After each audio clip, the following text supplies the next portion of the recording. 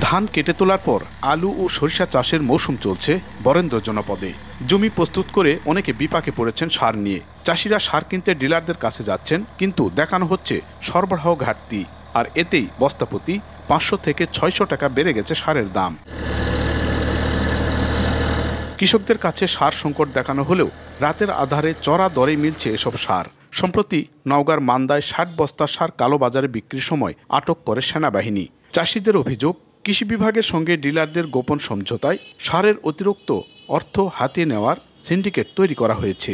সরকারি রেট 1000 টাকা, যেখানে আমরা 1600 টাকা দিয়ে কিনি, 1650 দিয়ে কিনছি। খরচ এখন 1750 টাকা দিয়ে কিনে নিচ্ছে বাইরে থেকে, আর ডিলারের কাছে গেলে 1050 টাকা, কিন্তু সার নেই। 26 বিঘা আমরা লাগাতাম আলু প্রতি বছরই, কিন্তু এই বছর সারের দাম বেশি হিসাবে আলু বাদ দিয়ে দেওয়া হচ্ছে।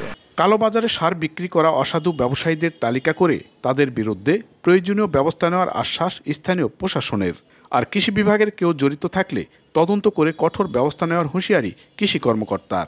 ম্যাক্স, দেশের সবচেয়ে শক্তিশালী 52.5 এন গ্রেডের পিসিসি সিমেন্ট। এক উপজেলা থেকে আরেক উপজেলায় বাইরে সার যাওয়ার কোনো আইনগত বিধান নেই, সেজন্য সারগুলো জব্দ করা হয়েছে। আর যে ডিলারের সম্পর্কে অভিযোগ এসেছে, সেই ডিলারের ওখানে আমরা প্রশাসনের সহযোগিতায় আইনগত ব্যবস্থা নেব। আমরা আসলে চড়া দরে বিক্রি হওয়ার অভিযোগ আসলে পাচ্ছি না। যদি আমরা পাই তাহলে অবশ্যই তার বিরুদ্ধে প্রয়োজনীয় ব্যবস্থা গ্রহণ করবো। সারের মধ্যে সংকট নেই, কারণ যা বরাদ্দ ছিল আমরা সব সারই ঠিক মতো উঠতেছে এবং সব পর্যায়ে চলে যাচ্ছে। সারের কৃত্রিম সংকট তৈরি করে অধিক মুনাফা হাতিয়ে নেওয়ার অভিযোগ জেলার বিএডিসি ও বিসিআইসি ডিলারদের বিরুদ্ধেও।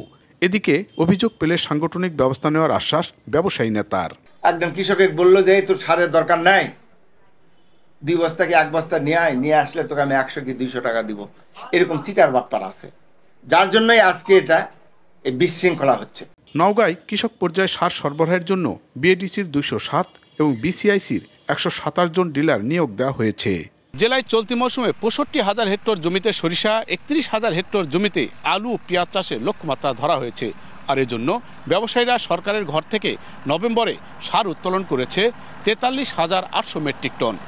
নওগাঁর জলছত্র মাঠ থেকে এমআর রকি, সময় সংবাদ।